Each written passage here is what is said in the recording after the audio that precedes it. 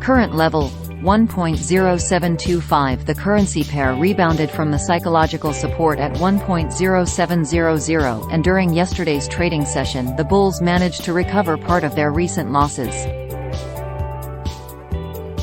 At the time of writing this analysis, EUR/USD is headed towards a test of the local resistance at 1.0735, where a confirmed breach would pave the way for the pair towards a test of the resistance at 1.0800.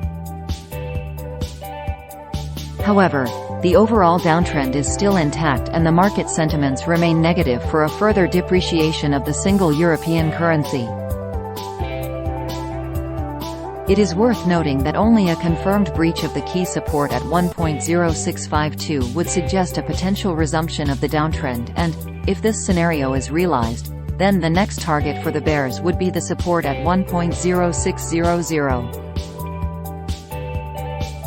The macroeconomic data regarding the initial jobless claims, retail sales and Philadelphia Fed survey from the United States that will be announced today at 14:30 Central Europe Time may lead to an increased volatility. Better than expected data could be the required stimulus for the sellers to maintain their positions and continue pushing the pair downwards.